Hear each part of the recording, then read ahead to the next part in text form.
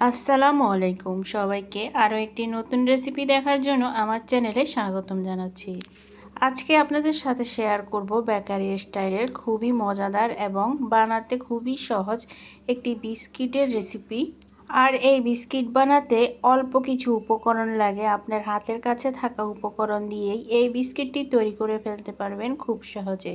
তো বিস্কিট তৈরি করার জন্য এখানে আমি হাফ কাপ ঘি নিয়ে নিয়েছি।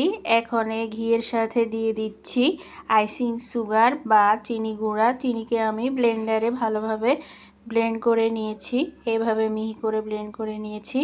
এখন সামান্য একটু লবণ দিয়ে ভালোভাবে এই উপকরণগুলো মিশিয়ে নিচ্ছি। আমি ঘি দিয়ে তৈরি করছি বিস্কিটটি, আপনারা চাইলে ঘিয়ের পরিবর্তে তেলও ইউজ করতে পারেন। তো এই তো উপকরণগুলো মিশানো হয়ে গিয়েছে খুব ভালোভাবে। এখন 1 কাপ আটা দিয়ে দিচ্ছি। আমি এই বিস্কিট তৈরিতে আটা ব্যবহার করছি, আপনারা চাইলে ময়দাও ইউজ করতে পারেন।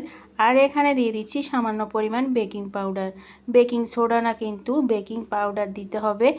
এখন একটি ডো তৈরি করে নিচ্ছি, মানে বিস্কিটের ডো তৈরি করে নিচ্ছি। এখানে কিন্তু একটু পানি ইউজ করা যাবে না, এই তেল দিয়েই ডোটা তৈরি করে নিতে হবে। তো এই তো ডো তৈরি করা হয়ে গিয়েছে, ডোটা ঠিক এইরকম হবে, ঝুরঝুরে টাইপের। এখন আমি ডোটিকে একটি ঢাকনা দিয়ে ঢেকে রেখে দিচ্ছি 15 মিনিটের জন্য।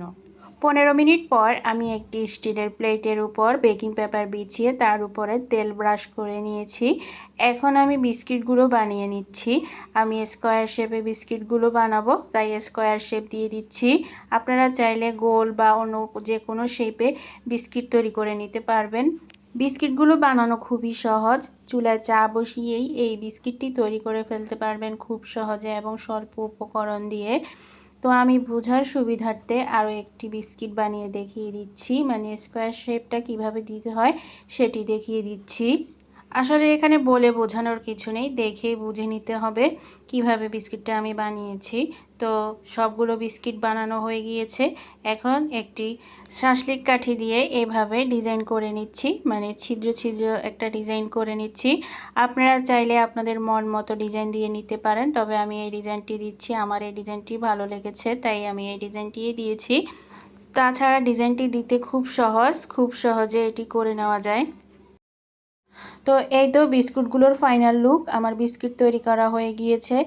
এখন আমি চুলায় চলে যাচ্ছি। চুলায় একটি প্যান বসিয়ে দিয়েছি এবং গরম করে নিয়েছি। আগুনটাকে এখন মিডিয়াম টু লো করে দিয়েছি।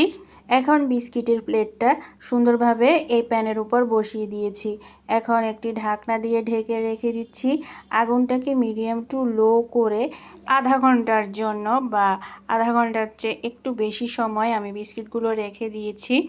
এই তো 35 মিনিট পর আমি এই বিস্কিটগুলো উঠিয়ে নিচ্ছি। বিস্কিটগুলো কিন্তু হয়ে গিয়েছে, আমি চুলাটাকে নিভিয়ে দিয়েছি।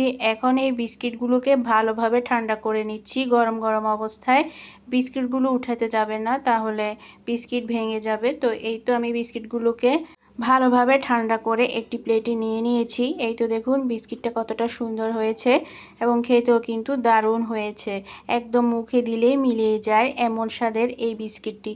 প্রিয় ভিউয়ার্স, আমার আজকের রেসিপি যদি আপনাদের ভালো লেগে থাকে অবশ্যই লাইক শেয়ার কমেন্টস করবেন। আজকের মতো এখানেই বিদায় নিচ্ছি, আল্লাহ হাফিজ।